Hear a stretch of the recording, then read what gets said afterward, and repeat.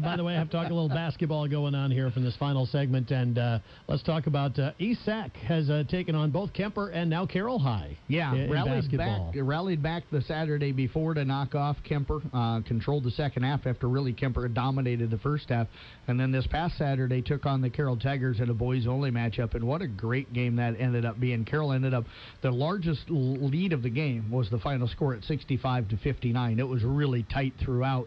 ESAC came out kind of early on and kind of took it to him. Brandon Clare was just a force inside, and they could not stop him. Got things going and were pounding the ball inside to him, and then they did a great job of when Carroll would try to collapse on him a little bit, he'd kick it out, and they'd get the dribble drive off the pump fake and either make the shot or find another guy for the open shot. And they controlled the first quarter. Carroll kind of started rallying back late in that first quarter.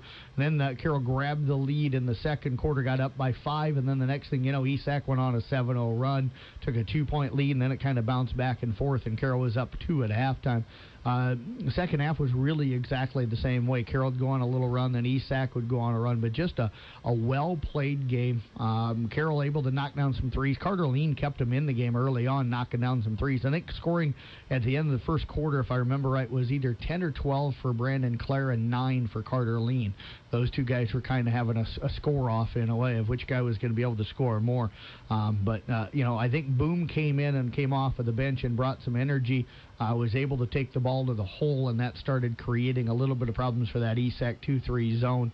But just a terrific game. And I liked the conversation I had with Coach Bontrager after the game. It was brief, didn't do an interview, of course, because we didn't do the game, but just caught up with him as he was getting ready to leave. And he's like, this will make us better for the Twin Lakes Conference. I was going to say, what does it do for those teams coming out of it? ESAC, what they take out of it. Yeah, I think for them, I think it helped them see them. They hadn't really been challenged as of late. And they've got some good teams coming up on the rest of the schedule. South Central, one of those here in a couple of weeks, but I think they felt like they needed to be challenged. They needed to, to go out and play somebody really good that was maybe better than them, and that's what Carroll High was. For Carroll, I think it was kind of maybe a little bit of a wake-up call a little bit. They'd been kind of dominating. Well, yeah, they've been dominating teams in the Raccoon River of this last week.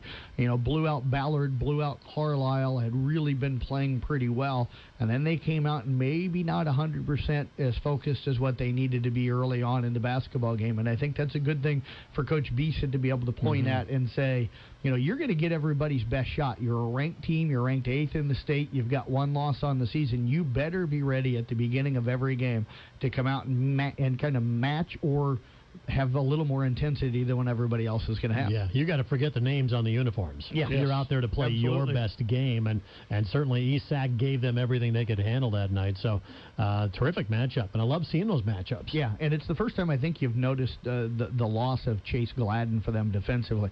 Carroll just didn't have. Slade Siebenaller did really well in the second half against Brandon, and he's that guy that he's not a real big guy, but he's not afraid to play a real physical style of basketball. He's just a solid kid, for a freshman. But they missed that big body inside of Chase being able to get in there and bang with Brandon Clare. We're talking about a solid kid. Yeah. I mean, Chase Gladden he's not much a kid anymore. He's kind of getting into that man role. Yeah.